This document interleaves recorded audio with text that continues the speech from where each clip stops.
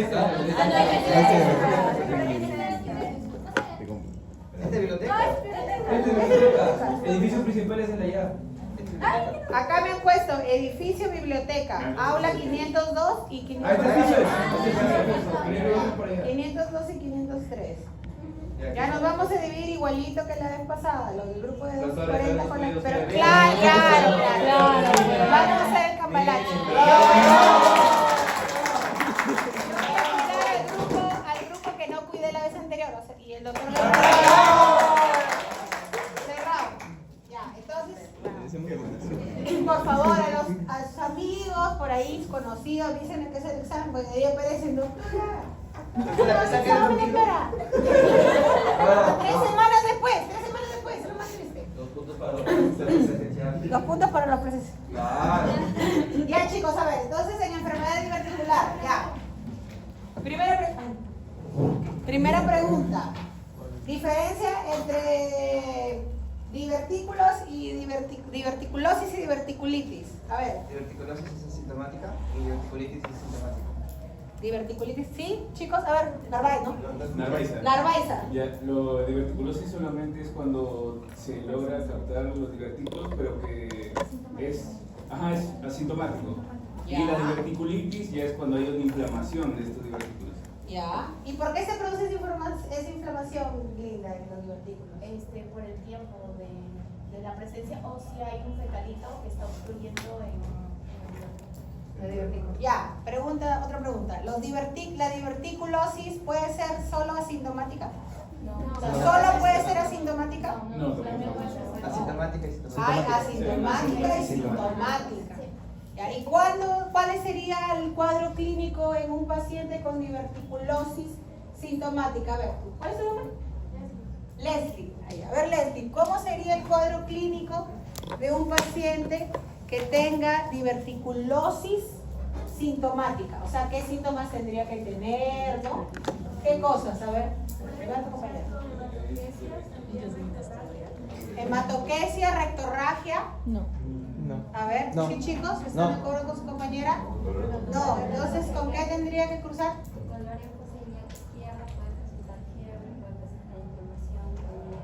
Fiebre, diverticulosis sintomática. Estreñimiento. A ver, tú, Hardy, ¿no?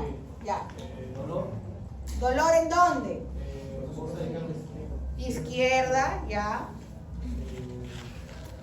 ¿Cómo es ese dolor?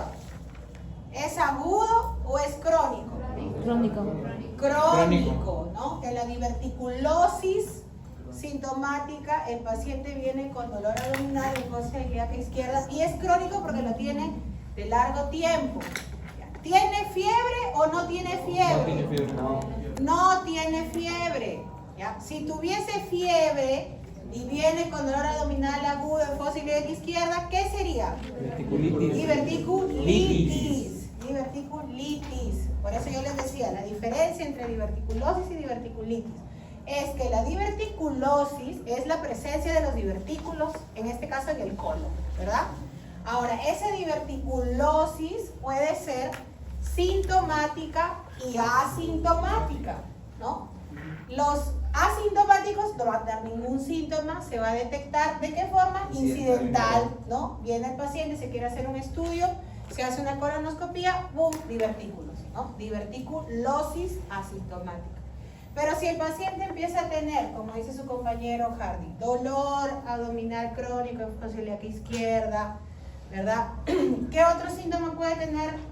De estreñimiento o diarrea, ¿no? ¿Qué más? Meteorismo, o sea, se llena de gases, a eso se refiere, se llena de gases.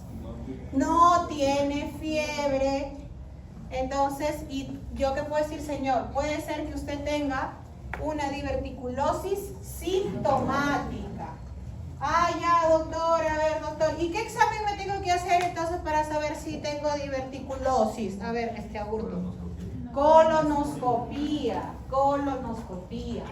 ¿ya? Entonces, señor, que viene con esos síntomas, podemos asumir que tiene una diverticulosis sintomática como primer criterio, como primera hipótesis diagnóstica, ¿verdad? Porque también sabemos que tiene otras hipótesis diagnósticas o diagnósticos diferenciales, ¿verdad? Ya. Ahora, su compañera Leslie dijo, cuando yo le pregunté, ella dijo, puede venir con hematoquesia o rectorragia.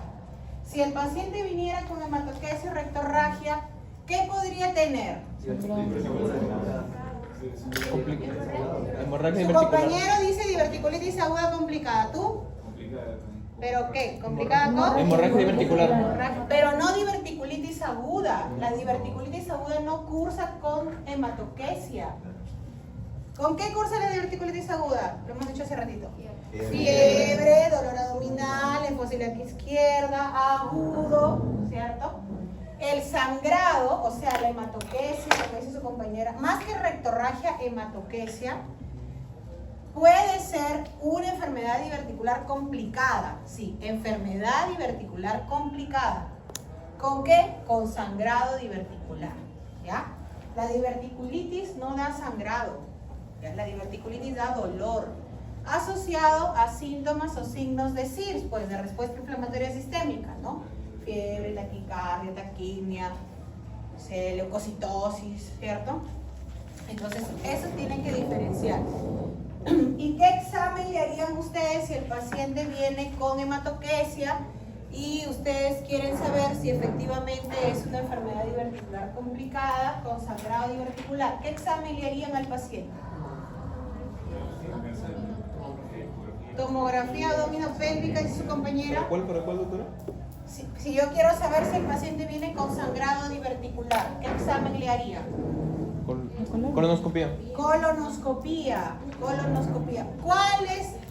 ¿Para qué me serviría una tomografía pélvica con contraste? Para la diverticulitis complicada. aguda. Diverticulitis aguda. Diverticulitis aguda Que no reciben en preparación para los colonoscopia. o pacientes que tengan sangrado digestivo bajo, ¿cierto? Vimos la clase de sangrado digestivo bajo, ¿cierto? Le podemos hacer una tomografía también, pero esta tomografía es con contraste. ¿Cómo sí? No.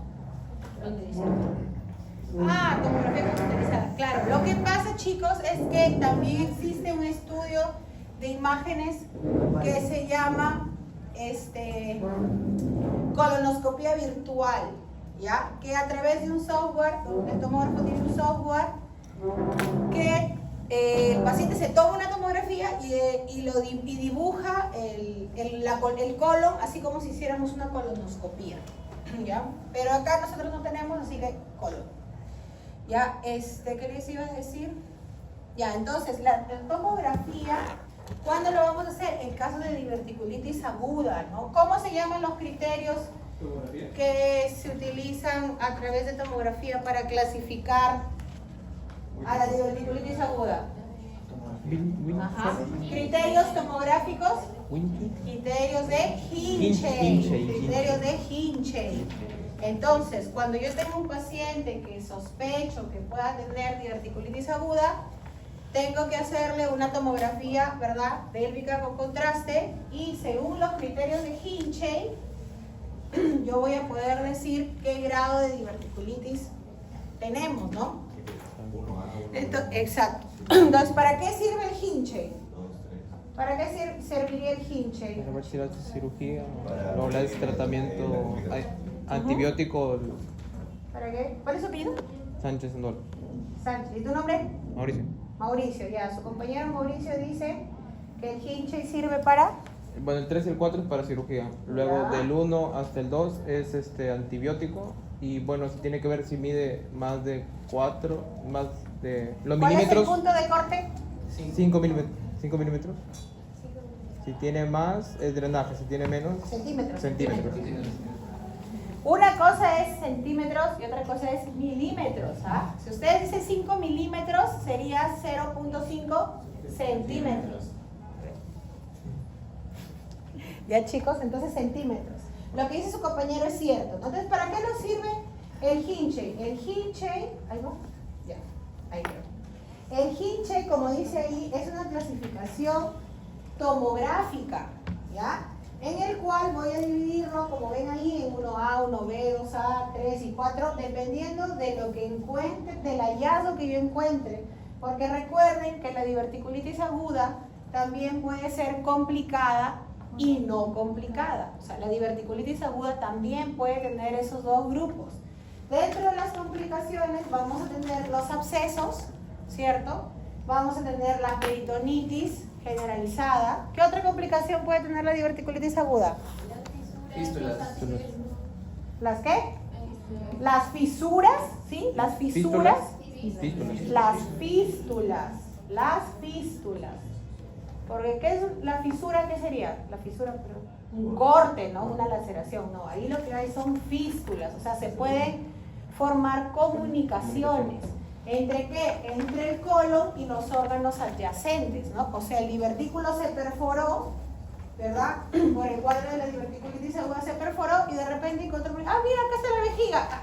Se unió ahí, ¿no? ¿Y qué hace? Contiene, pues, la salida de todo ese material que se supone que es fecaloideo, porque estamos hablando que son divertículos de colon, y el colon, ¿qué tiene el colon? Tiene heces, pues, ¿no? Entonces, ¿qué hace? Lo hace como una especie de, lo tapa, lo tapona de la vejiga, ¿no? Y se puede formar un absceso, y a veces ese absceso dice, tengo que salir, esta pus tiene que salir, dice.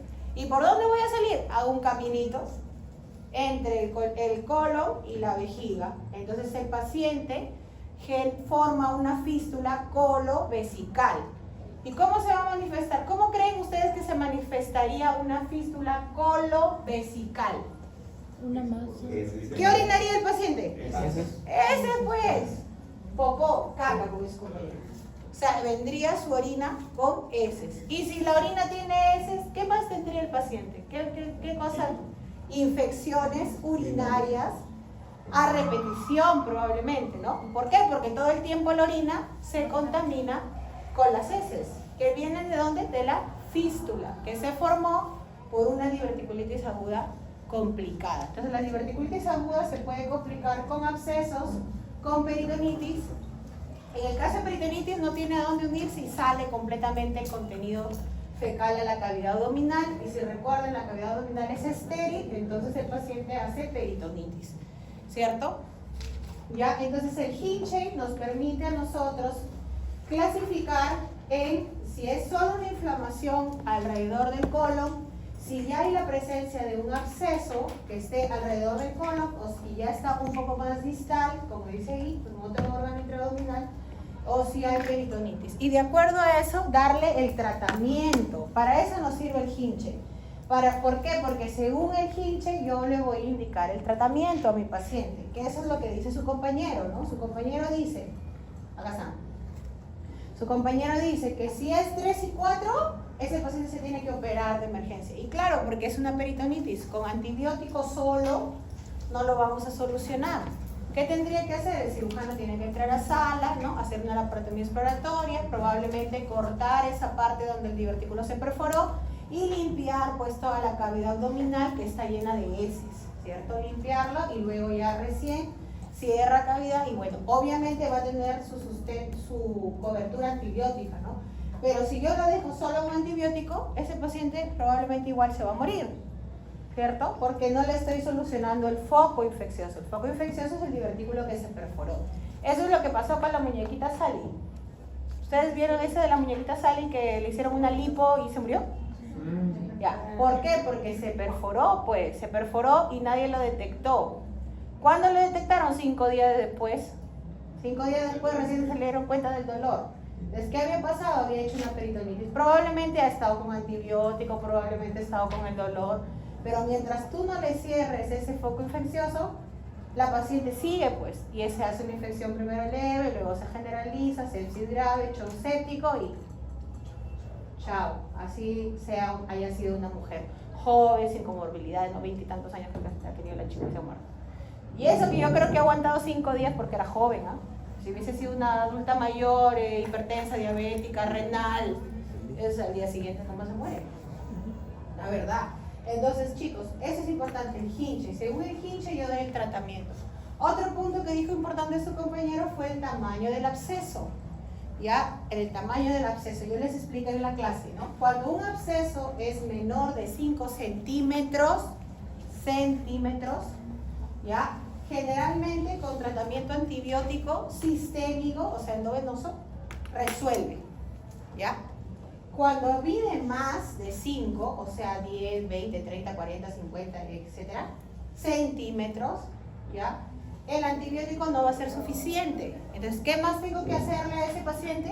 Tengo que hacerle un drenaje del absceso, ¿ya? O sea, antibiótico más drenaje del absceso.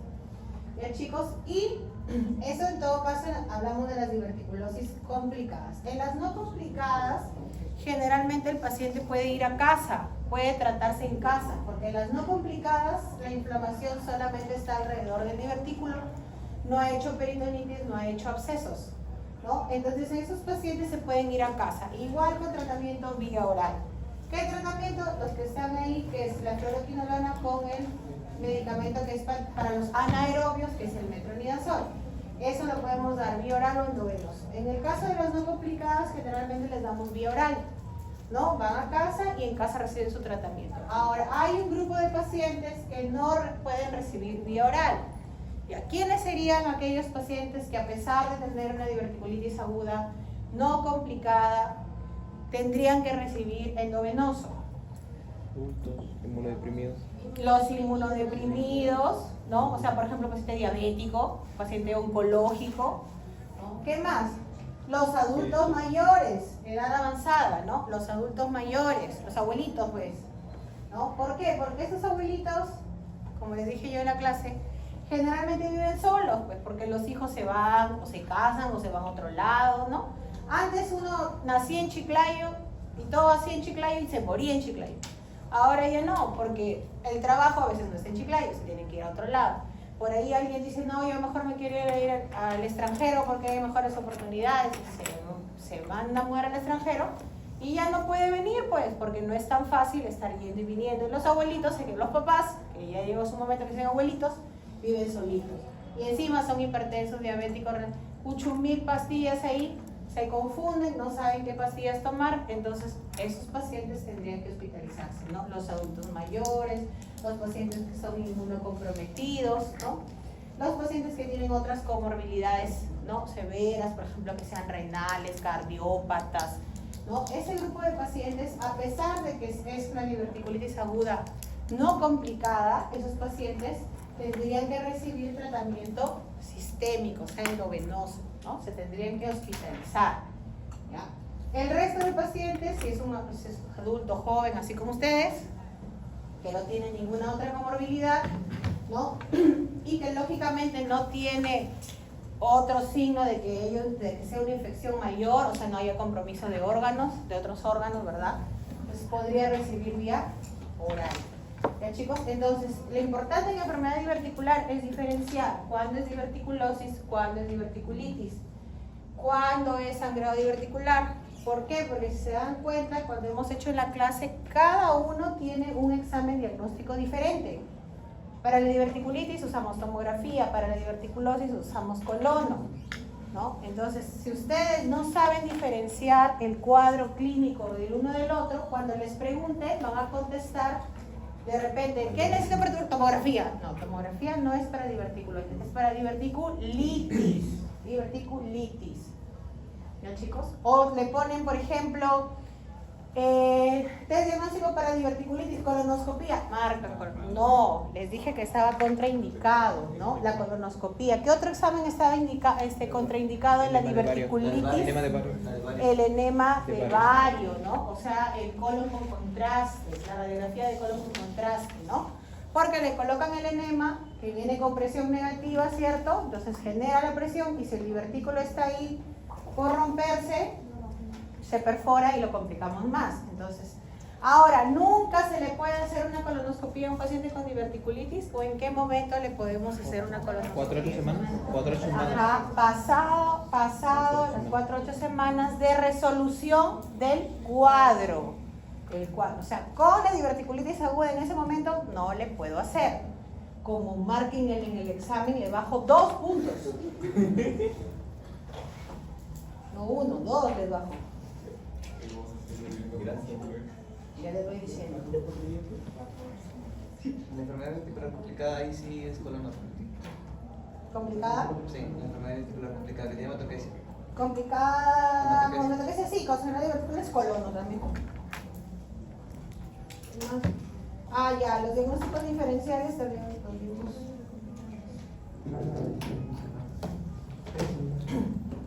Entonces, eso en enfermedad diverticular, más que todo eso es lo importante. Ese cuadrito.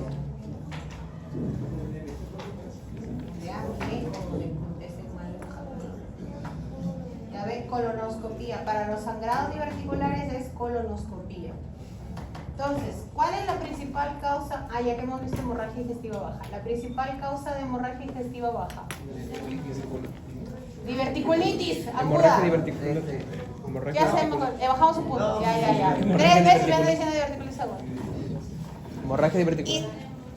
apuesto que se va a equivocar en el examen y va a marcar diverticulitis aguda. 3 veces estás diciendo lo mismo, es porque tienes la idea fija ahí, ya no. En el examen vas a marcar. No. ¿Cuál es la principal causa de Hemorragia HDV? diverticular.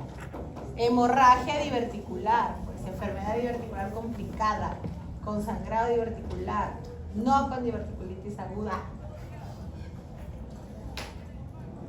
Ya la vi que te vas a equivocar. No, está.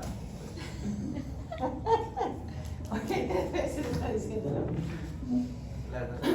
Ya, a ver, tratamiento. Otra cosa, la enfermedad diverticular complicada con sangrado, les dije que se resuelve la mayoría de veces, en un 80% se resuelve solo, o sea, se autolimita. ¿Ya? Y hay algunos casos en los cuales sí lo tenemos que pasar a cirugía, como vemos ahí, cuando el paciente tiene inestabilidad hemodinámica, cuando es politransfundido, ¿ya? O sea, más de 5 paquetes globulares en 24 horas, ¿ya? Lo diferente es que yo le transfunda 5 paquetes globulares en el transcurso de una semana, ¿no? Es diferente la demanda que si yo le voy a transfundir en el mismo día, ¿no? Significa que hay un sangrado activo, ¿verdad? Si es que le realizo algún tratamiento endoscópico y es fallido, ¿verdad? Si es fallido, también puedo entrar a cirugía. Si de repente no tengo a ningún médico gastroenterólogo a la mano, ni tampoco un radiólogo intervencionista para que haga geografía con embolización, también tendría que ir a cirugía, ¿ya? Entonces, el 80% de los pacientes resuelven solos el sangrado diverticular. Ya. ¿Y cuál es la causa del sangrado diverticular? A ver. Causa del sangrado diverticular. Causa del sangrado. Claro, ¿por qué puede sangrar un divertículo? A ver, ¿por qué? ¿Pero por qué, pues? ¿Qué originó? ¿Qué causó? ¿Qué puede haber predispuesto para que una persona que tiene divertículos, ¿no? Que está tranquilito en su casa, consume sangre? El consumo de AINES, el consumo de AINES, ¿verdad? O sea, ¿y cuáles son los AINES? A ver qué conoces. Sí sabe, sí sabe. Ya, dígame, no te miro. Ya no, ya fue. Así. No hay recontraciega si me sacan el teléfono. Ya, AINES, a ver. Escucho, todos en grupo. Ibuprofeno, naproxeno, ¿qué más? Ketorolaco, ketoprofeno, diclofenaco. Ahora hay un montón de ketoprofeno. Doctora, yo no uso nada, yo solamente uso doloneurobión. ¿Qué tiene el doloneurobión? Diclofenaco con vitamina D. Entonces, eso hay que preguntar. La aspirina también. Entonces, cuando tenemos un paciente con sangrado diverticular que se va a manifestar como ¿qué? ¿Como hematoquesia o como rectorragia? ¿Cómo qué se manifiesta? Como hematoquesia. Como hematoquesia. ¿Cuál es la diferencia entre hematoquesia y rectorragia? A ver, tú. ¿Cuál es tu nombre de tu compañero? ¿No sabes cómo se llama? Oye, yo ahorita lo voy a hacer que se presente uno por uno. Lorena. A ver, Lorena. ¿Cuál es la diferencia entre hematoquesia y rectorragia? Primero dejamos a Lorena. Si hay alguien que dice yo sé la respuesta, levanta la mano y dice, a ver. ¿Cuál es la diferencia entre hematoquesia y rectorragia? ¿Cómo lo diferencias?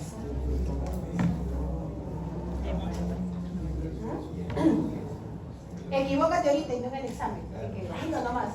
Sin roche. ¿No ves que acá está diciendo 3 veces diverticulitis? No, yo sé que es complicada. Y ahora sí, ya se me quedó. Ahora sí que es complicada. A ver, ¿cómo diferencias diverticulitis? Hematoquesia de esto, yo me confundo ya, hematoquesia de rectorragia. ¿Sí? ¿Alguien quiere ayudar a su compañera Lorena? A ver, Hardy, ¿no? Pensé que estabas levantando con lo que se quitó. A ver. Hematoquesia sería en este caso eso es como sangre y rectorragia sería el sangrado en la parte distal del colon. ¿Ya? ¿Alguien que opine diferente a su compañero? A ver. Hematoquesia sería sangre venosa y rectorragia sería más clara. O sea, rojo vivo. Ya. ¿Y por dónde sale la sangre? ¿Por las orejas, por la nariz, por el recto, por la boca? ¿Por dónde sale? Por el recto. ¿Ya? Entonces, ¿qué es hematoquesia? No mezcladas y la rectorragia está mezclada.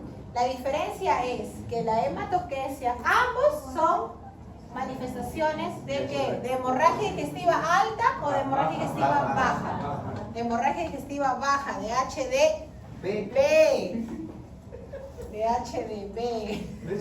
De HDA, has dicho. Además, sí puede ser masiva. ¿Y ahí cuándo podría ser una hematoquesia HDA? Pierde mucho.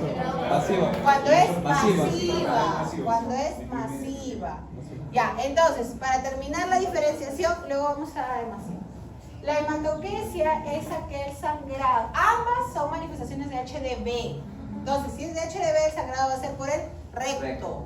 ¿Ya? En la hematoquesia, el sangrado es rojo vinoso con coágulos. Rojo vinoso, o sea, guinda. ¿Ustedes han tomado vino? Deben haber tomado vino. Ya, así, bueno. Así como lo ven en su vasito transparente, así, rojo vinoso. Ya. Y la rectorragia es sangrado, como dice su compañera, rojo rutilante, brillosito, así. Debe haber algo que sea rojito. ¿Alguien tiene algo rojo? Ya, así, como el corrector, así. Rojito, rojito vivo, ¿no? Es como cuando te saca la nariz. Ya. Entonces, ¿por qué es importante diferenciar? Porque hay algunas enfermedades que van a manifestarse como hematoquesia y hay otras que se van a manifestar como rectorragia. Por ejemplo, el sangrado hemorroidal. El sangrado hemorroidal es rectorragia. ¿Ya? Cuando es así rojito vivo, cuando está así rojito, generalmente es rectorragia, entonces hay que pensar en enfermedades de la zona anorrectal. ¿Ya? Cuando hay rectorragia, tenemos que pensar, algo pasa en el ano o en el recto. ¿Ya? ¿Qué enfermedades podrían generarnos rectorragia? A ver, no se escucho. Hemorroides, ¿qué más? ¿Nada más? Fisuras anales, fisuras anorrectales. ¿Qué más? Eso es lo más benigno, ¿no? ¿Qué más podría generarnos rectorragia? Cáncer, pues, cáncer anorrectal. También se podría dar. Angiodisplasias, ¿no? Las angiodisplasias también pueden aparecer en el recto, ¿ya? Sobre todo en aquellos pacientes que han recibido tratamiento oncológico, ¿ya? Como la radioterapia, ¿ya? Hay pacientes, por ejemplo, los pacientes con cánceres de próstata, en el caso de los varones, en el caso de las mujeres, cáncer de cuello uterino o cáncer de útero, en el sentido de endometrio, ¿ya? Y hay algunos cánceres de recto como tal que también el paciente recibe radioterapia, ¿ya? La radioterapia es parte de un tratamiento oncológico en la cual ellos reciben radiación. La desventaja es de que no se puede enviar la radiación solo a donde está el tumor, sino que cae a las zonas adyacentes, ¿ya? Y tras varias sesiones, porque ellos reciben a veces 26, 30, 36, dependiendo de lo que paute el radiooncólogo, esa radiación, así como sirve para eliminar las células malignas, también cae a los órganos adyacentes, dentro de ellos al recto, ¿ya? Al recto, y genera que se formen angiodisplasias. Entonces los pacientes pueden venir con rectorragia, ¿ya? Hemorragia digestiva de origen de la angiodisplasia más común de intestino delgado, ¿ya? Pero en este caso del sangrado tipo rectorragia, sí puede haber una enfermedad que cursa con angiodisplasias, que puede sangrar de esa forma, y a eso se llama proctitis por radiación. Son esas lesiones tipo angiodisplasia que se forman en el recto posterior a un tratamiento oncológico, ¿Ya? Eso, ¿por qué lo tienen que tener en cuenta, chicos? Por la clínica, cómo se presenta el paciente. De acuerdo a la clínica que presenta el paciente, yo puedo decir, más o menos orientarme en cuál puede ser o no. Por ejemplo, ¿cómo diferenciaría un sangrado tipo rectorragia, que ya me he dicho, hemorroidal, de una fisura, de uno que sea por fisura anal? ¿Cómo diferenciarían si los dos vienen por rectorragia? Su compañera dice por la cantidad del sangrado, dice ella. ¿Alguien más? Por el tacto rectal. ¿Qué encontrarías en el tacto rectal? Al momento de hacer el tacto sangraría. ¿Y en la fisura? Ya, ¿qué es la fisura? A ver, ¿qué entienden ustedes por fisura? Un corte, ¿no? Una laceración. ¿Qué ocurre en la zona del canal anal? Como si ese fuese el ano, así. Aquí, ¿no? Entonces, cuando yo hago el tacto rectal, miraría, ¿no? Ustedes deben haber hecho tacto rectal. Ya, bueno. Mis conocidos que han hecho tacto rectal, que han hecho 20.000 tacto rectal. Está traumado. Traumático. ¿Por qué es traumático? Cuéntame por qué es traumático. Sí, porque él era piña, todos sus pacientes estaban mal preparados. Todo el mundo estaba bien y el de ella. Ya, y otro paciente. Se le iba, y tú eres entonces. Los abuelitos, sobre todo, que no se preparan bien. Bueno, en el tacto rectal, chicos, los que han podido hacer tacto rectal y los que no, igual para que tengan conocimiento, porque en algún momento lo van a tener que hacer. Lo primero que hacemos es observar la zona anorrectal, ¿no? O sea, el ano, pues así. Así, imagínense que ese es el ano. ¿Sí? Entonces, ¿qué tenemos que ver? La zona anorrectal. Hay fisuras. Si es una fisura, se va a ver un corte. Es un corte. Se va a notar ahí el cortecito. ¿Ya? Si hay una hemorroide externa, también la voy a notar acá el bultito. Si fuese un absceso, probablemente así como un chupo que no sale en la cara, igualito sale en el recto, igualito. ¿Ya? Entonces, generalmente primero vemos la zona anorrectal. Luego que ya miramos, hacemos la inspección, recién hacemos ya el tacto rectal propiamente dicho, que es la digitalización, ¿no? Se sentar con el dedo. Cuando nosotros ingresamos con el dedo, vamos a valorar 3 cosas. Lo primero es el esfínter, la tonicidad del esfínter, ¿ya? O sea, exacto, si es normotónico o como dice vulgarmente, si está apretado, ¿no? La tonicidad, porque ese es un músculo, pues cuando yo hago el tacto tiene que apretar, tiene que presionar, eso es lo normal, ¿ya? Hay pacientes que a veces no aprietan nada y entra nomás su dedo, hipotónico, ¿ya?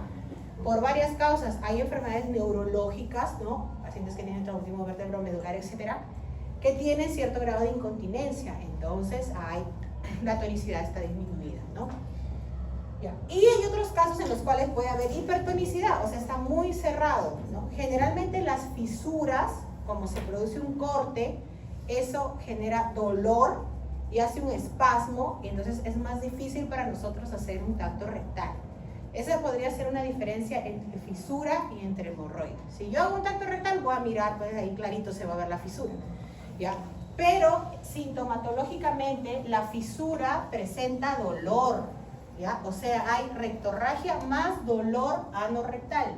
¿Por qué? Porque es un corte, pues he hecho una rasgadura ahí.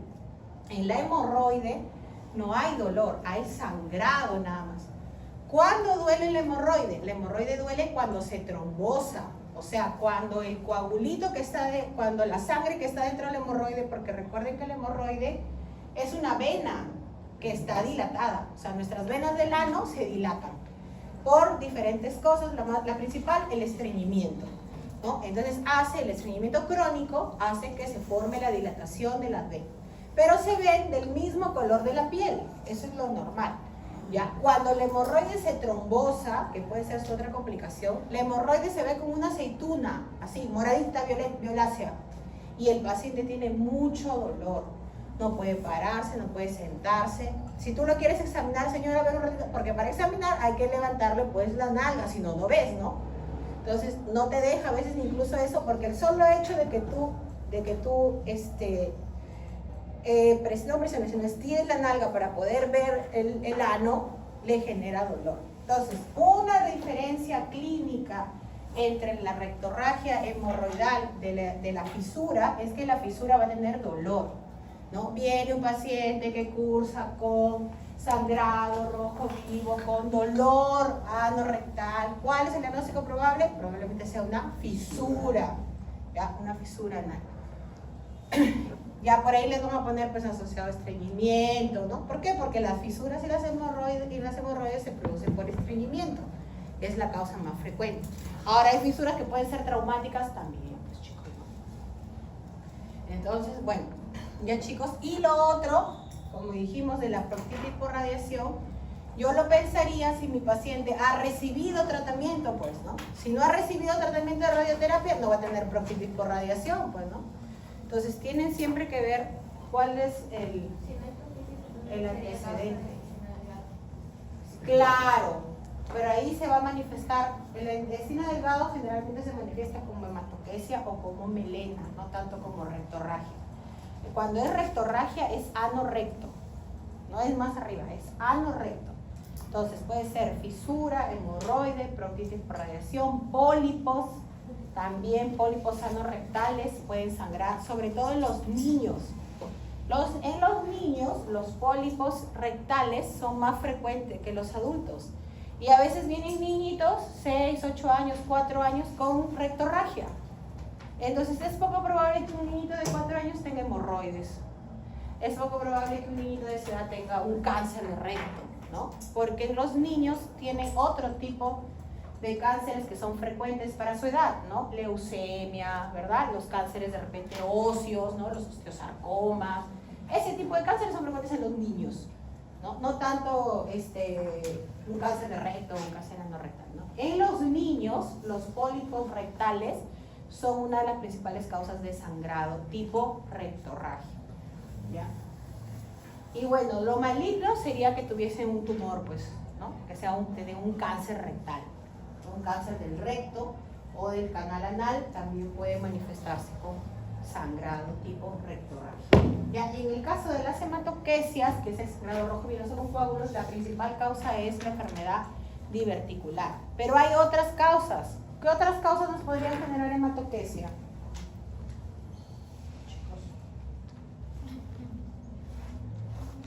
Ya, enfermedad hemorroidal, y si no hay, ¿qué marcan? Colitis ulcerativa, ¿no? O colitis isquémica. Las enfermedades inflamatorias intestinales, que puede ser colitis isquémica o enfermedad de Crohn, pueden manifestarse con sangrado tipo hematoquesia y generalmente también tienen diarreas, o sea, diarreas sanguinolentas, ¿ya? Es otra diferencia entre, por ejemplo, un sangrado diverticular de un sangrado de enfermedad inflamatoria intestinal. Sangrado de enfermedad inflamatoria intestinal está asociado a diarreas, ¿ya? En cambio, en la enfermedad diverticular complicada con sangrado es hematoquesia pura, ¿ya? No es necesario que haya diarreas, es otra diferencia. ¿Ya, chicos? ¿Qué más? Angiodisplasias, que dice su compañera. También un paciente puede tener angiodisplasias colónicas, ¿ya? ¿En qué grupo de pacientes es más frecuente las angiodisplasias? ¿Alguno tiene alguna idea?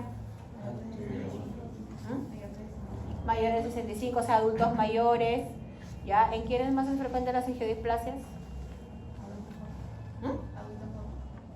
No, adultos mayores, no. Cáncer. Las angiodisplasias, a ver, cuando yo digo angiodisplasias, ¿qué entienden por angiodisplasias? A ver, ¿qué son las angiodisplasias? A ver, ¿qué son las angiodisplasias?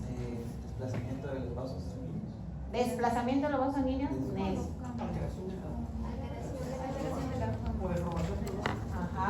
Presencia de vasos anormales en la mucosa, en este caso rectal o colónica o de intestino delgado.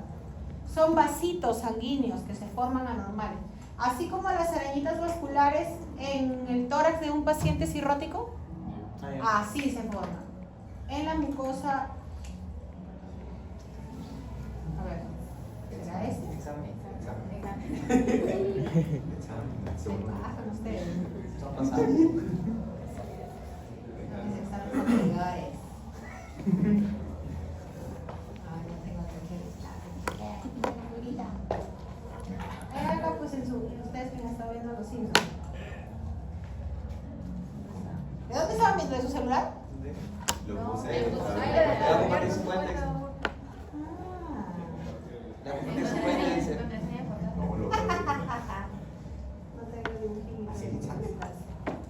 Sí, Son así por chiste, Oye, mi USB es importantísimo. ¿no? Una vez se la perdió. No, ese no, pero- no, lo dejé acá, creo. Estuve abajo y me di cuenta que ya no lo tenía. Ya bueno, las angiodisplasias, en lo que vino, pensé que tenía dibujito. Las angiodisplasias son unos vasitos sanguíneos anormales que aparecen en la mucosa. En este caso rectal, si hablamos de proctitis actínica, o de la mucosa colónica o de la mucosa de intestino delgado. ¿Y en qué pacientes es frecuente? En los pacientes adultos mayores, ya o sea, los abuelitos, y en los pacientes que sean cardiópatas, nefrópatas o diabéticos, ¿ya? Diabéticos. Sí, porque a mí me dijeron, doctora dispense, pero ya tenemos la clase. No veo que hayan ni escuchado ni nada de la clase. No, sí. Ah, ya. Bueno, entonces, a ver, pregúntenle a esto. Dale, que no, pero bueno. Ya, entonces las angiodisplasias es frecuente en este grupo de pacientes. Ya, también es otro diagnóstico diferencial. Otro diagnóstico diferencial es el cáncer de colon, pues. Chévere. Acá. ¿Ya? ¿Qué más? Colitis isquémica, neoplasias colorectales, ¿no? Los cánceres de colon también pueden manifestarse con hematoquesia, rectorragia, los del recto, enfermedad inflamatoria, alcoholitis ulcerativa, Crohn, ya, las colitis infecciosas, las colitis isquémicas, también esto es frecuente en adultos mayores, cardiópatas, nefrópatas, también pueden hacer colitis isquémicas y se forman úlceras en toda la longitud del recto, del colon, y estas pueden sangrar, y es un sangrado tipo hematoquesia. Ya, las úlceras rectales también se pueden formar úlceras en el recto.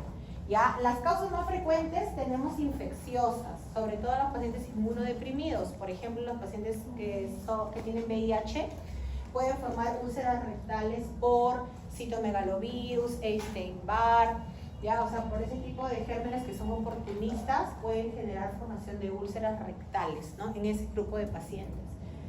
¿Qué más? Una proctitis por radiación también puede generar una úlcera rectal, en ese caso se llama actínica, úlcera rectal actínica. ¿Ya? Y bueno, en las colitis ulcerativas, ¿ya? La enfermedad inflamatoria intestinal de colitis ulcerativa, el compromiso es de toda la longitud del colon, llamamos colitis ulcerativa, y cuando compromete el recto se llama proctocolitis ulcerativa. O sea, si compromete el recto y el colon se llama proctocolitis. ¿Ya? Y si solamente compromete el recto será proctitis ulcerativa. ¿Ya? Procto es recto, itis inflamación del recto. ¿Ya? Entonces esas son las cosas más frecuentes. Ya, chicos, ahora por acá en la primera dibujito igual le voy a aclarar, porque si no... Cuando era recto y colon. ¿Perdóname? Cuando era recto y colon, ¿cómo se llamaba? Proctocolitis. Proctitis. Ya, entonces, ya, acá en la figurita dicen todo, pero por ahí dice, ¿dónde está? No, acá, este que dice aquí, síndrome de intestino irritable. No, el síndrome de intestino irritable no cursa con sangrado. ¿Cuáles son los síntomas del colon irritable? A ver. Dolor difuso. Dolor abdominal difuso, ¿qué más? Después de defecar sientes satisfacción. Alivio. Ajá. Alivio, ¿no? La proteína menor. Mejora, ajá. La proteína menor. Mejora el dolor abdominal del síndrome de intestino irritable, mejora con la defecación. A eso se refiere su compañera. Es un dolor abdominal difuso, es un dolor que mejora con la defecación, ya, pero no tiene sangrado, no cursa con sangrado por si acaso, ¿ya? ¿Cuál es el síndrome de intestino irritable? Es diagnóstico diferencial de qué? De diverticulosis, de diverticulitis, Diverticulosis asintomática no complicada. de no complicada, de enfermedad diverticular no complicada, sintomática, ¿cierto? O sea, de diverticulosis sintomática, pues porque ambos tienen dolor, ¿no? La diferencia es que en la diverticulosis el dolor es localizado en la mano izquierda y en el otro es difuso. Ese es un diagnóstico Pero los pacientes diferencial. occidentales, porque no es Claro, en pacientes occidentales la localización siempre es en el lado izquierdo, pues, ¿no? Ahora, un paciente que puede tener divertículos en todo el colon, sí puede tener en todo el colon. ¿Y eso cómo se le llama? ¿Cómo se llama cuando tiene divertículos?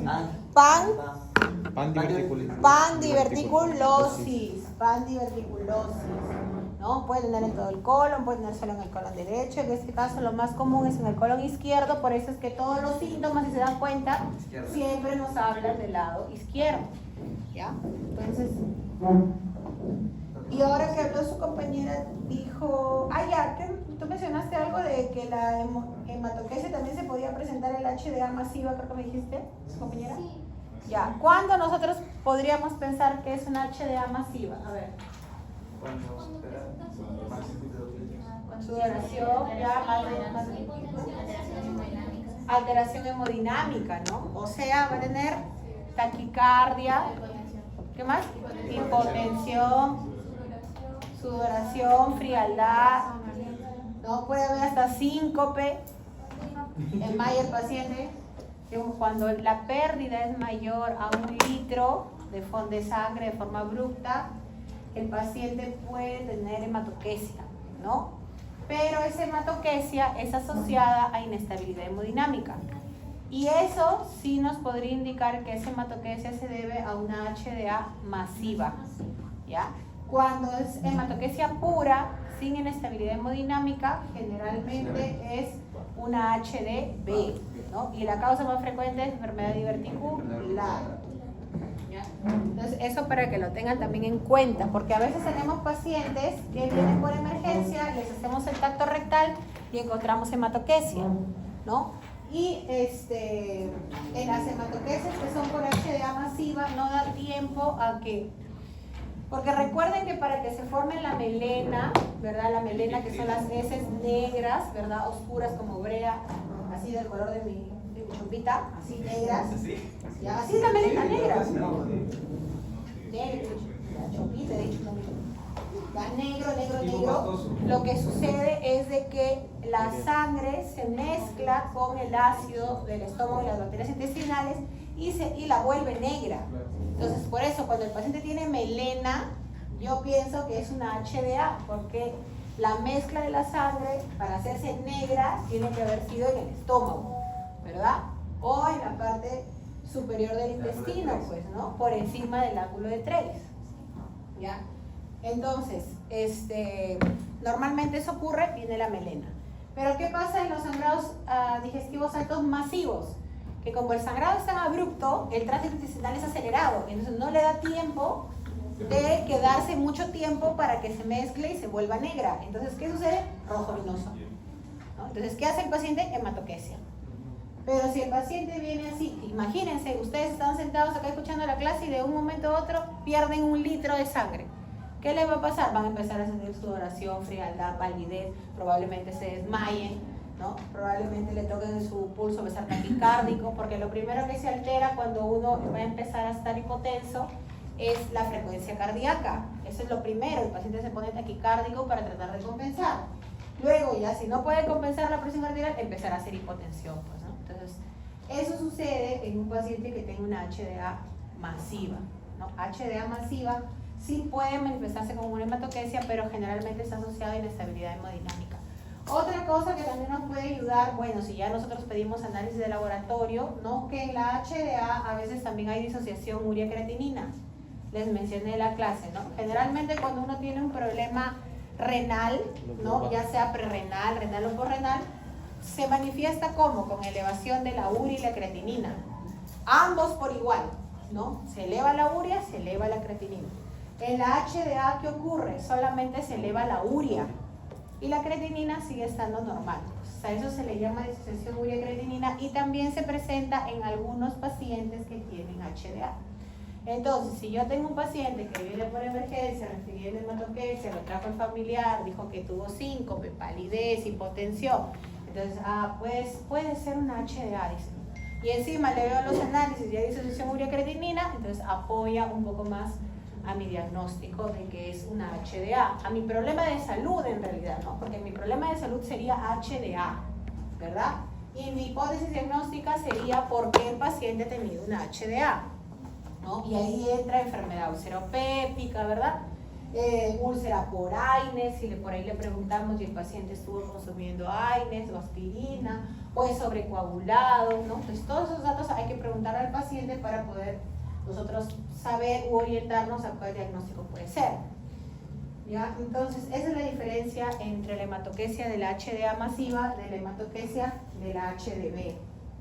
¿Ya, chicos? Y bueno, cuando nosotros tenemos HDA y HDB, ya hemos visto otra manifestación de la HDA es la hematemesis, pues, ¿no? La hematemesis, que es el vómito con sangre. Ya, también cuando veamos un paciente con vómitos con sangre, entonces es hematemesis HDA. Ya nos podremos a pensar por qué este paciente puede haber tenido HDA.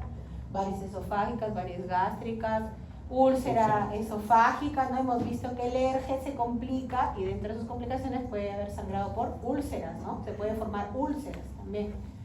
O puede tener un adenocarcinoma de esófago distal, que también vimos que es otra complicación del ERG. Y se manifiesta como hematemesis, ¿no? Entonces, cuando yo... verdad, otra cosa que les quería preguntar. Y ahí dice, en la diapositiva decía, todo aquel sangrado que sea por encima del ángulo de Treis. ¿Y cuál es el ángulo de Treis? El ligamento. ¿Pero qué separa? O sea, ¿qué estructura separa? La cuarta porción del duodeno y la primera yeyuno. O sea, todo lo que está por encima. ¿Ya? A eso se refiere cuando dice, por eso dice proximal al ángulo de Treis o distal al ángulo de Treis, ¿no? Todo lo que sangre del ángulo de Treis para arriba, HDA. Todo lo que sangre del ángulo de Treis para abajo, HDA. ¿Ya? Entonces, acá viene otra hemorragia por ahí, que es la hemorragia del intestino delgado. ¿Ya? ¿Qué ocurre en la hemorragia del intestino delgado? El paciente puede venir con melena o con hematoquesia y nosotros lo primero que vamos a hacer es hacer una endoscopía, pues, ¿no? Porque estoy sospechando que esa melena sea por una HDA, ¿no? Entonces le voy a hacer una endoscopía. La endoscopía, si ustedes han visto en sus clases, llegamos solamente hasta la segunda porción del duodeno. O sea, vemos esófago, estómago, primera y segunda porción del duodeno. A lo más tercera, si es que logramos ingresar mucho el equipo, porque realmente a veces solamente llega hasta ahí. Entonces nos queda toda la tercera parte del duodeno, nos queda toda la cuarta parte del duodeno. Y en la colonoscopía, ya chicos, en la colonoscopía nosotros vemos canal anal recto y toda la longitud del colon, o sea, todo hasta acá, hasta el lado derecho. Y podemos ingresar a los últimos centímetros del ilium, porque acá si seguimos el dibujito, viene el intestino delgado, acá viene el ilium, ¿no? Pero en la colon solamente podríamos progresar hasta los 10 a 15 últimos centímetros, o sea, el ilium distal.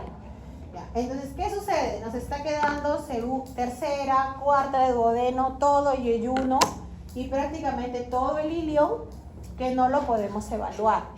¿Ya? Entonces, acá viene el término de hemorragia digestiva de intestino delgado, que es aquel sangrado en el cual no logremos encontrar el punto de origen ni al hacer la endoscopía ni al hacer la colonoscopía, ¿no? Y que el paciente siga teniendo sangrado, o sea, siga teniendo ya sea melena o hematoquesia. Entonces, cuando yo tengo un paciente que sigue haciendo melena o hematoquesia con endoscopía y colonos negativas para origen del sangrado, yo ya puedo pensar que este paciente está teniendo una hemorragia de intestino delgado, ¿ya?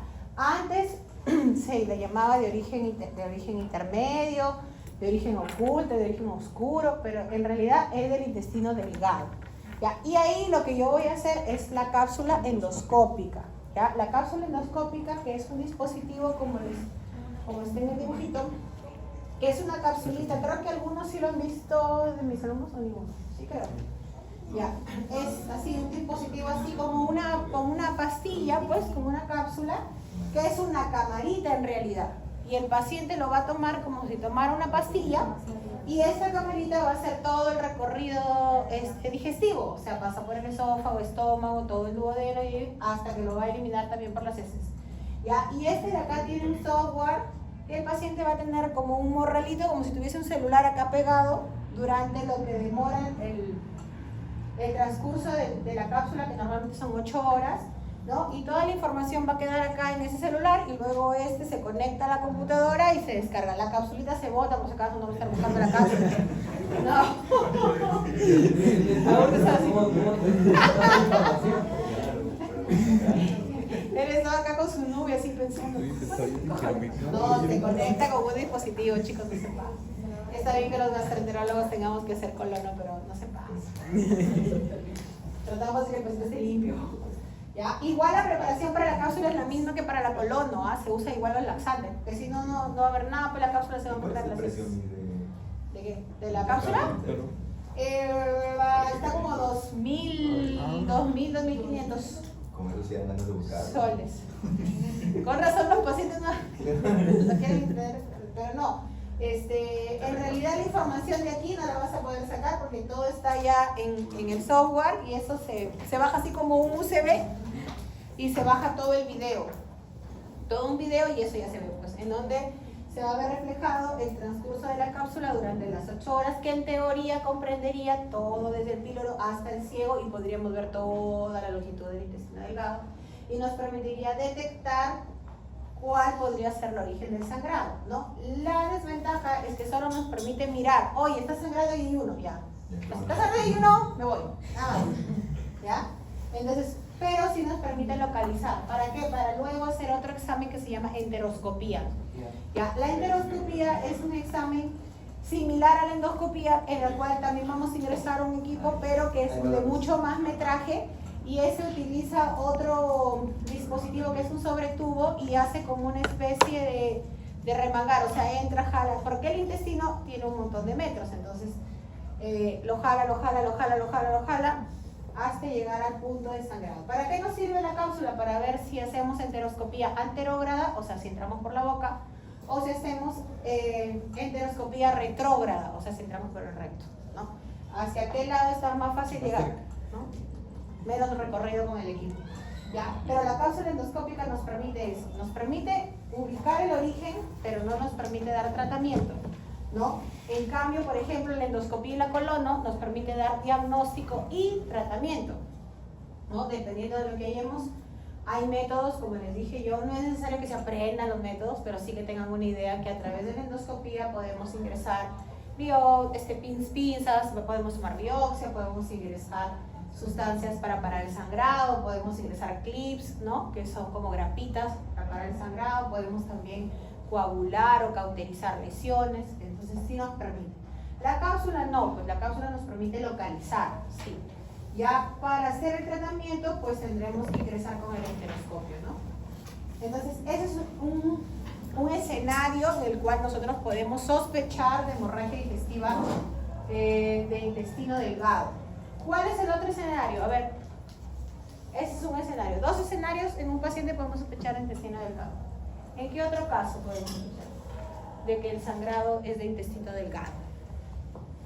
En este caso hemos dicho un paciente que venga con sangrado, ¿no? Ya sea melena o hematoquesia, que le hago endocolono y son negativas, entonces no sé por qué sangra, entonces debe ser del intestino delgado. ¿Ya? ¿Y qué otro? ¿Cuál es otra forma de presentación de un paciente en el que yo pueda sospechar que el sangrado es de intestino delgado? A ver, pensemos. La prueba de Guayaco, ¿sí? De veno positivo para ver el sangrado oculto en heces.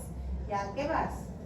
¿Qué pasa si yo sangro? O sea, si yo estoy sangrando, ¿qué parámetro laboratorial se alteraría? Laboratorial. Hemoglobina. La hemoglobina, ¿no? ¿Qué pasa si yo sangro? Probablemente voy a tener anemia, ¿no? ¿Y de qué tipo vamos a tener anemia? Microcítica hipocrómica. Bueno, ustedes se acaban de llevar hemato y van a estar expertos. ¿Ya? Pero en la clasificación de las anemias, chicos, a veces puede ser por el valor de la hemoglobina leve, moderado, severo, o también por las constantes corpusculares, ¿no? Volumen corpuscular medio, hemoglobina corpuscular media, y según eso se dividen en grupos grandes, normocítica, que generalmente son las anemias por enfermedades crónicas, ¿no? Por ejemplo, los pacientes renales, las enfermedades renales crónicos, ¿verdad? A partir del grado 3, si no recuerdo mal, empiezan a tener alteración de la eritropoyetina y hacen anemia, por ejemplo, ¿no? Los cirróticos, ¿qué tipo de anemia tienen? macrocirrótica. Megaloblásica. Megaloblásica o macrocítica, ¿no? Macrocítica. Para el sistema 2. Exacto. Y los que tienen sangrado digestivo van a tener anemia microcítica hipocrómica. En ese bloque está. ¿Ya? Entonces, cuando yo tengo un paciente que viene con anemia microcítica hipocrómica, si es varón, tengo que descartar pérdida gastrointestinal, endocolónica. Y si es mujer, aparte de la pérdida gastrointestinal, ¿qué tendríamos que diferenciar? Ginecológica, pues pérdida ginecológica, ¿no? Mioma, tumor, no sé, etcétera, que le esté generando sangrado y que por eso esté teniendo anemia de ese tipo microcítica hipocrómica, que es por pérdida. Entonces, el otro grupo de pacientes son aquellos pacientes que cursan con anemia, generalmente microcítica hipocrómica, que le hayamos hecho estudio,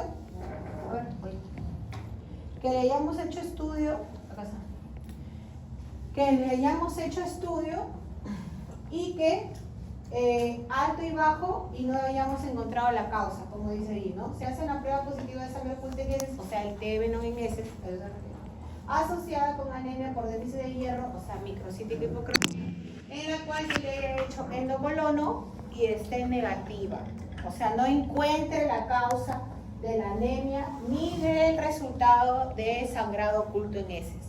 ¿Ya? En el TB positivo es un examen que se hace para detectar sangrado oculto, ¿ya? O sea, microscópico, o sea, que no lo pueda ver a simple vista, ¿ya? Y si eso me sale positivo, yo necesariamente tengo que hacerle despistaje al paciente de cáncer colónico y siempre igual gástrico, o sea, de pérdida gastrointestinal.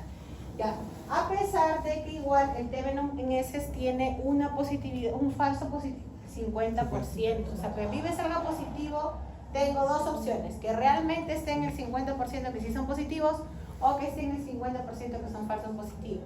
¿Por qué? Porque el TB en heces tengo que hacer alguna dieta previa a la toma de la muestra, ¿no? Porque hay sustancias que pueden pigmentar las heces, ¿no? Y se puede confundir con con hemoglobina y puedan darme un resultado como positivo, ¿ya?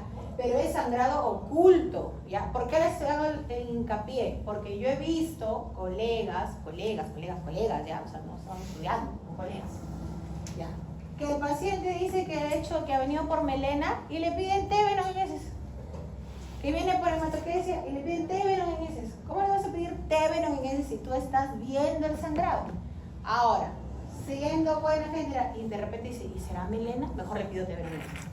Pienso yo que esa es su lógica, ¿no? Pero no es así. El TB en heces es para ver sangrado oculto. Si yo lo veo, no tiene sentido porque me va a salir positivo, pues. No tiene sentido que yo le pida si yo estoy viendo la sangre. ¿Ya? Entonces, este es el otro grupo de pacientes. Aquellos pacientes que tengan un resultado TB en heces positivo, o sea, prueba positiva de sangre oculta en heces, asociado con anemia por déficit de hierro o microcítica hipocrómica, en la cual yo le he hecho endoscopía y colonoscopía y han sido negativas para el origen del sangrado. Entonces, en esos casos también puedo sospechar de que el sangrado sea de intestino delgado y le voy a hacer cápsula endoscópica. Ese sería el examen en el caso de hemorragia de intestino delgado. ¿Ya? Y las causas más frecuentes son las que están ahí, dentro de ellas las angiodisplasias, ¿ya?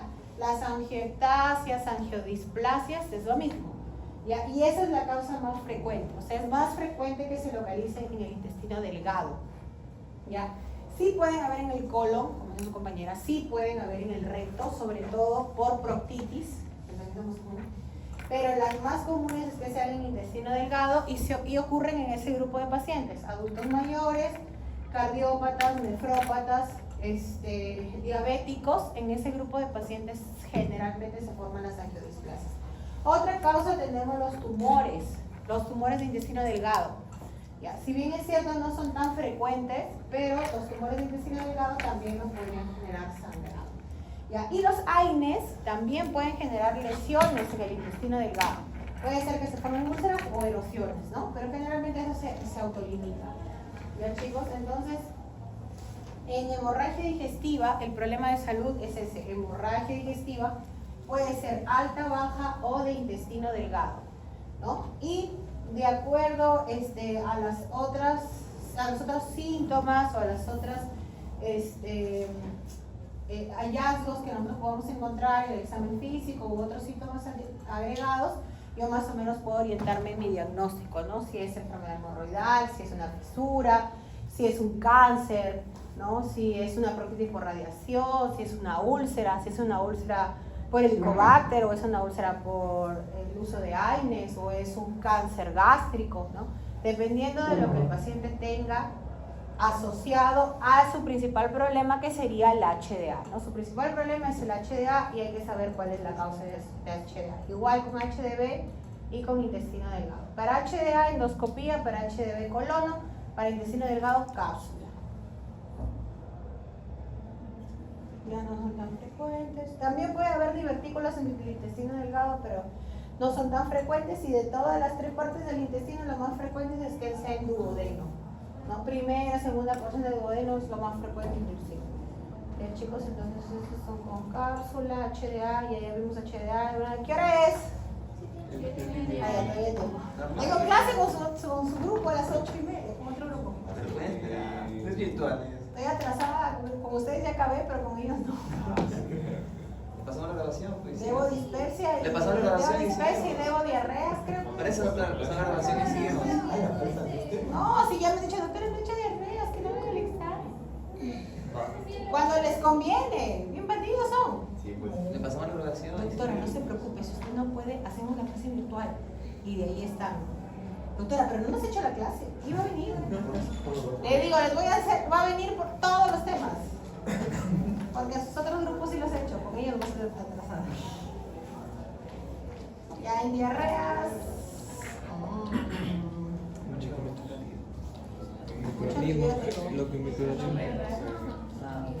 Los microorganismos. Los microorganismos.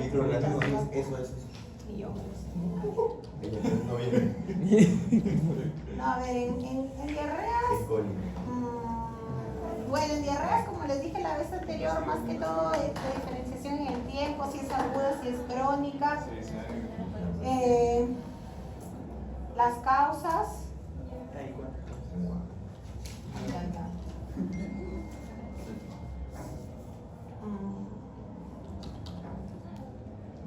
Claro, las causas. Por ejemplo, ¿cuándo es una enfermedad, cuándo es una diarrea? Las características de las diarreas, inflamatorias, invasivas y no invasivas, ¿no? Acá hemos visto, y como dice en su diapositiva, chicos, disculpen que nos está bien. Este es de un periodo corto, generalmente son por intoxicaciones alimentarias, o sea, como ahorita y a las 2 horas de repente ya estoy con náuseas, vómitos, diarreas, no cursa con fiebre, salvo en los niñitos, ¿no? Salvo en los niñitos. Ya, si nosotros pedimos polimorfo nuclear en heces, que es la reacción inflamatoria en heces, generalmente está negativa, ¿no? O sea, va a salir negativa, y como no es por alguna bacteria como tal, el único tratamiento que vamos a hacer es la hidratación. Ya, acá están los microorganismos que están generalmente frecuentes asociados a este tipo de diarreas.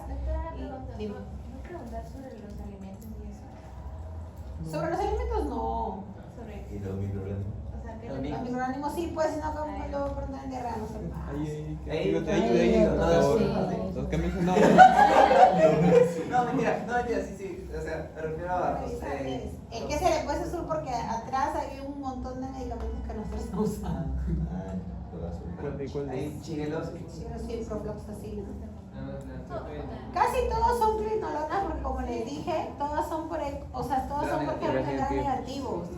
Y los gérmenes gram negativos casi todos van bien con quinolonas. Hay algunas que son que no. La principal, doctora. La principal es la vagos son ustedes. Diarrea crónica, mecanismos, ya eso también. Descarten las tres. Todo, de diarrea tienen que ser todo, chicos. No, son malitas. Todo. Lo que más le voy a tomar, pues es diarrea, tengo que tomar si no le pongo nada. Lo que significa cada una, pues osmótica, ¿qué es osmótica? Bueno. Cuando escuchamos de diarreas de causa orgánica, eso también. Si hay sangrado en heces, si tiene fiebre, si hay pérdida de peso, la edad, si la diarrea es nocturna.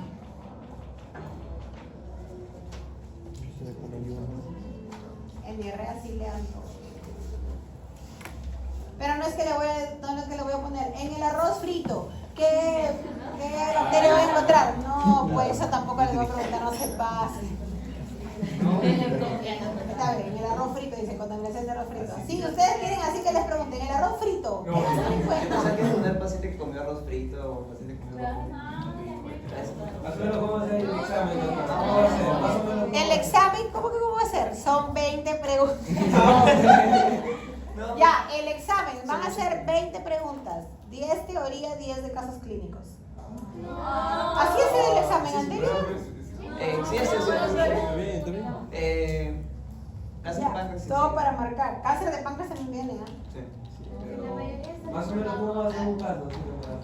De diarrea, sobre El caso de diarrea. Oye, ya les he dicho como 20 casos ahorita que hemos estado hablando en la clase. Ah, sí. Ya, si no se acuerdan, si marcan diverticulitis aguda, Actividad articular. Le bajo el punto. Ahí está. 2 puntos le voy a bajar. ¿Sí? 3 ya. sí. Y se va a equivocar. No, me pone 3, me trae 3. Hagamos un poco de caso, doctora. ¿Qué caso va a venir? No te pases. Pues. Todavía mi cerebrito no ha hecho el examen. Todavía no lo hago, chicos. Lo voy a hacer el día. Acá Hoy día, le hoy día, idea, hoy día. doctora. ¿La ayudamos a hacer? He hecho el examen. Tengo que hacerlo hoy día, mañana. Le damos ideas. Hoy día ya le vi que no, porque con el otro grupo, ¿hasta qué hora me quedaré si estoy atrasada? Le damos ideas, doctora. Le hacemos cátedra. Falta de 10 diarrea preguntas, acá se Le paso el examen. y dispepsia, creo que no estamos eso. Ah, dispepsia. Ya, chicos, acá en diarrea sí revisen todo. Pero no es que les vaya a preguntar, pues, como les digo, oye, ¿cuál es el que está en la leche? ¿Capilobac de CB? No. Más para acá. No, ¿cómo sería? ¿Cómo sería, doctora? Doctora, Díganos ahí- en qué parte está, en ahí- el 10 caso clínico o 10 teórico. Diarrea. Tratamiento debe ser el tratamiento. Pero, doctora, ¿cómo? Claro. Tratamiento. ¿Cómo así preguntaría, doctora? ¿Cuál es más teórico? Todos, pues, todos van a tener parte de todos van a tener teoría y todos van a tener casos clínicos, pues. Pero son 7. Si tengo que hacerle casos clínicos, se supone que de los temas que hemos visto, ¿no? ¿Cómo así, doctora? ¿Cómo así? ¿Cómo así, doctora, en diarrea? Un ejemplo. ¿Cuál es el tema que más bien? No, de todos tengo ahí. Mínimo, a ver, ¿cuántas preguntas son? 20. 40. Si son mucho mil temas. Por lo menos son 2 o 3 preguntas de cada tema, pues, para completar los 20. Claro, así fue la vez pasada, ¿no? De todo le vino, Todos los exámenes, todos los temas le vino. Vino más cirrosis, de hecho. Vino más cirrosis. Es que cirrosis era cirrosis y complicaciones. Vino más enfermedades biliares. No, biliares fueron 5, cirrosis fueron 6. Es que fue ictericia, pues. El tema era ictericia. Claro. Y aún así me marcaron hepatitis A. Ay, perdón. Eso sí fue yo. No, en diarrea sí revisen todo, pero no, como les digo, no es que se tengan que aprender a ver cuál es el que está en la. ¿Cuál es el microorganismo que está en el arroz? El nombre, ¿no? En la carne vacuno, no, pero sí tienen que saber cuál es ¿De los antibióticos son todos? también ¿No? Del azul, ¿no? los tratamientos también. ¿No?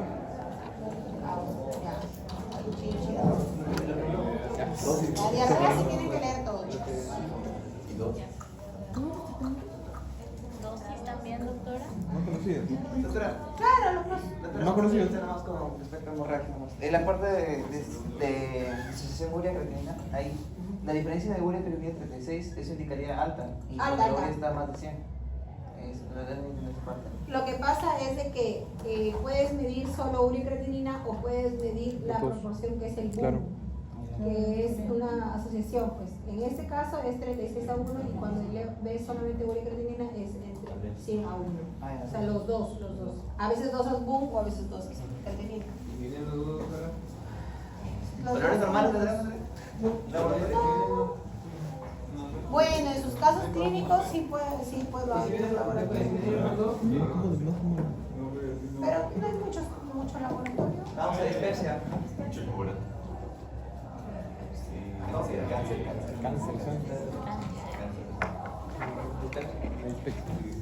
Ya, después es fácil, no se pasa. Esa doctora. Ya, tratamiento para Helicobacter. Venga, doctora. Tratamiento nomás, ya. No sabemos. En dispepsia, ¿Qué es? chicos, tratamiento. Ya les dije Oca y Ola, y así como ellos no se acuerdan. Chao, les voy a decir. Chao. Helicobacter. En dispepsia, lo que nosotros tenemos que diferenciar es si es funcional o si es orgánica. ¿No? Dentro de la organicidad hay que descartar Helicobacter. ¿No? Dentro para descartar Helicobacter tenemos, como vimos, métodos. ¿Qué métodos tenemos para detectar Helicobacter? A ver. Dos, la endoscopía y El cultivo, el de la ureasa Test de rápida. aliento. El de la ureasa rápida. Test de ureasa rápida. Ya, se puede dividir en dos bloques, los invasivos y los no invasivos. Los invasivos lo que hacemos con endoscopía. Carbono 14. ¿No? Carbono 13. Y los no invasivos es el test de Carbono aliento, 13. ¿cierto? Con carbono 13. 13. O en algunos lugares también utilizan carbono 14. 14. Pero es test de aliento. Ya, el test de aliento es tan específico como si hiciéramos una biopsia gástrica. Claro. Ya, los otros, los de heces y los de sangre, no sirven. Muy poca sensibilidad. No sirven. Menos para control post-tratamiento. ¿Ya? Para Para control control es post-tratamiento es aliento. Diagnóstico y control post-tratamiento es aliento. Ya, entonces acá lo importante es ver Helicobacter. Pues si tenemos Helicobacter hay que dar tratamiento. Para el tratamiento hay que fijarnos si el paciente es alérgico o no es alérgico a la penicilina. Ya, el tratamiento, el general es el OCA, como les dije, que es omeprazol, claritro y amoxicilina. Todos los tratamientos son por 14 días. Antes se daba 7, 10 días. Ahora es 14 días para todos. ¿Ya? Y si es alérgico, ya ese es el primer línea. De segunda línea es OLA. O sea, le cambias el claritro por la levofloxacino. Omeprazol, levo y omeprazol, levo y amoxicilina. Y si es alérgico, le damos metronidazol. Si es alérgico a la amoxicilina, le tenemos que cambiar por metronidazol. Ahora, ¿qué más? Nada más. Dispepsia funcional, los criterios de Roma 4. Ya. Eso. Luego la dispepsia. En el caso de organicidad, como les dije, hay que buscar la causa, ¿no? Una es Helicobacter. Otro es que puede ser de repente un cáncer gástrico, como vimos. Puede ser una úlcera también que tenga el paciente, ¿no? Entonces acá es importante ver los signos de alarma, ¿no? Si el paciente tiene hemorragia digestiva, si el paciente cursa con anemia. ¿Qué otro signo de alarma podemos tener en cuenta en un paciente que tenga dispepsia? Baja de peso, ¿no? O sea, un síndrome consuntivo, HDA, ¿qué más? Anemia, ¿qué más? Antecedentes familiares directos. Masa abdominal palpable. Ya que le palpes una masa y justo en la boca del estómago, ya, eso es signo de alarma. Si el paciente tiene signo de alarma, ¿qué tendremos que hacerle al paciente? ¿Qué estudio? Buscar. Endoscopía. ¿Ya? Entonces, si tenemos un paciente que tenga signos de alarma, que curse con dispepsia, probablemente vayamos a tener que hacer una endoscopía para ver las causas, ¿no? Si es una úlcera, ya sea gástrica o duodenal, si es un tumor, ¿no? Si es un cáncer gástrico, esas cosas hay que valorarlas.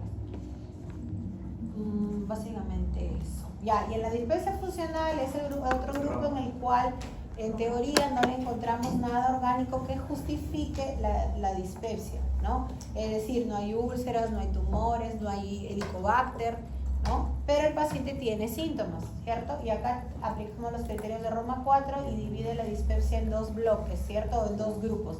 Los que tienen dispepsia postprandial, o sea, los que tienen llenuras, ansiedad precoz, esos son los postprandiales, y los que tienen epigastralgia, o sea, los que tienen dolor o ardor en epigastrio, ¿no? Entonces, hay pacientes que pueden tener solo tener síntomas postprandiales, hay otros que pueden tener solo síntomas tipo ardor, ¿no? Y hay pacientes que pueden tener los dos, ¿no? Y de acuerdo a eso le vemos el tratamiento. Hay diferencias, unas por 3 días por semana y otras por un día. Es por un día por semana. Pero después en ambos hay que descartarlo del cólico biliar, ¿no? Que el dolor biliar es diferente.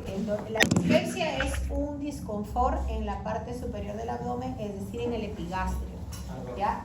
Tipo ardor o llenura o saciedad, o sea, como les dije, tipo ardor o postprandial. Esa es la característica de la dispepsia. Por eso es que está asociada a los problemas gástricos como tal, o sea, gastritis, úlcera, ¿no? Neoplasias gástricas. O sea, cuando yo tengo un paciente con dispepsia, mi cerebro debe pensar, es un problema ya sea estómago, duodeno. Ahí es el problema, cuando un paciente tiene síntomas dispépticos. Cuando un paciente tiene un dolor abdominal tipo cólico biliar, o sea, puede ser también epigastrio, en hipocondrio derecho, pero tipo opresivo, que será desde la parte posterior, yo debo pensar más en los problemas biliares, pues, ¿no? Vesícula, cálculos en la vesícula, o sea, colitiasis, coledocolitiasis, ¿no? O sea, problemas de la vía biliar o de la vesícula, enfermedades biliares. Entonces, eso es un diagnóstico de exclusión. O sea, si un paciente tiene síntomas tipo cólico biliar, no se le puede considerar como dispepsia, ¿no? Ese es un criterio para nosotros poder descartar que sea una dispepsia. Ya, los vómitos también, sobre todo los que sean postprandiales, son indicadores de un signo de alarma, ¿no? Algo está pasando por el cual el paciente come y vomita, entonces no puedo catalogarlo como dispepsia funcional. La pirosis, que es el ardor retroesternal, ya no se considera síntoma dispéptico, pero sí puede ser otro trastorno funcional, que es la pirosis funcional. ¿Ya? O sea, los trastornos funcionales pueden ser a nivel del esófago, pirosis funcional, que el paciente se confunde con el ERGE, porque el ERGE cursa con pirosis. ¿Ya?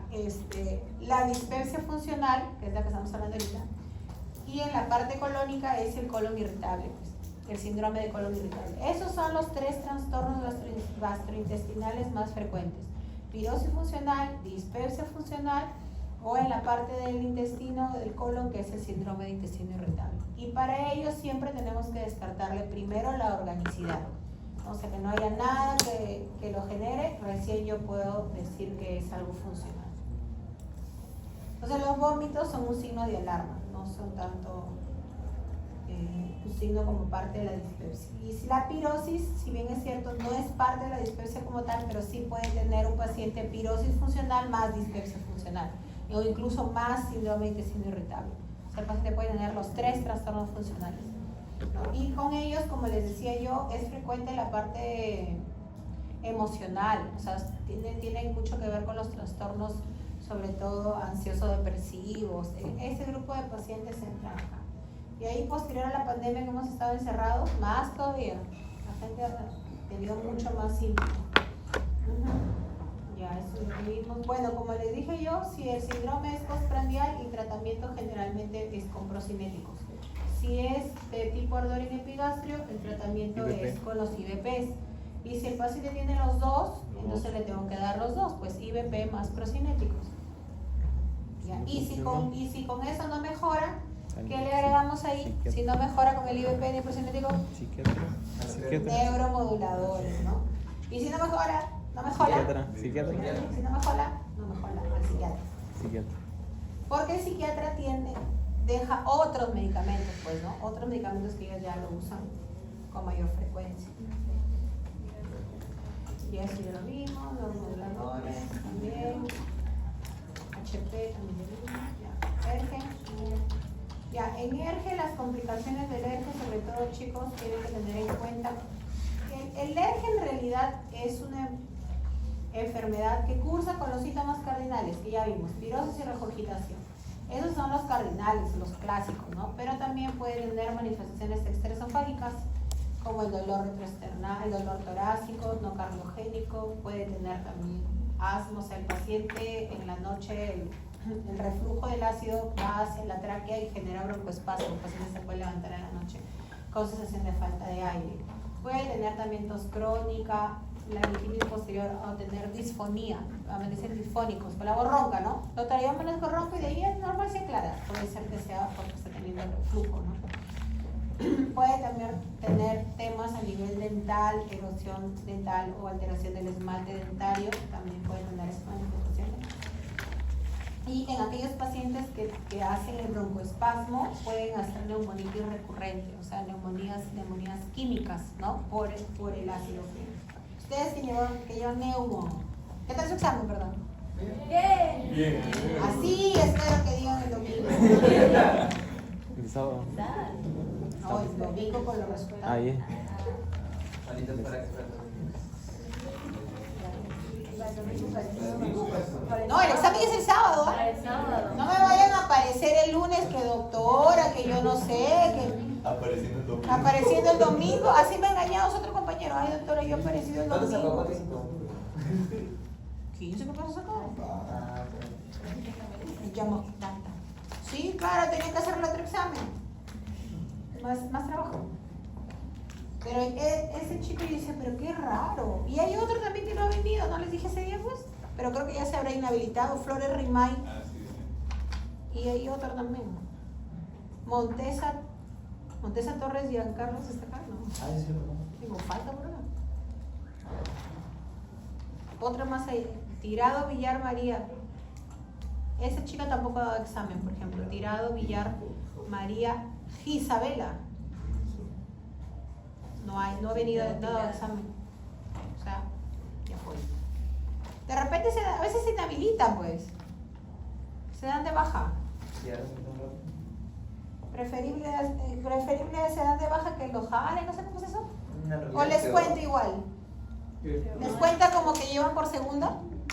No, Porque ¿por qué pero- se inhabilita? Por algo. No. Pero igual Para que no les aparece. pase. Claro, Solo porque está está llevando llevando ya plata. por repetidas veces y sin habilitar. Ah, sí. Y la libertad se cuenta como si nunca lo hubieras llevado. Claro, pues es diferente que si lo lleves Pero igual de te nuevo. lo promedio, Pero que te ponen te cero. cuentan como cero, pues obviamente. Promedio que en general, En en general. general, Sí, en el claro. orden de mérito, cuando salgan de la universidad. Ajá, porque en la intervenida cuenta como cero. De hecho es peor inhabilitarse. Por eso apechugar nomás, Sí, jalar. con la Pero frente en más. alto.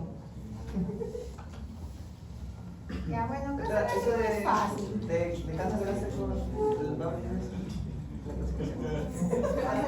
Ya, no te pases ya. Ya, vámonos ya. Vámonos ya. 8 de la noche.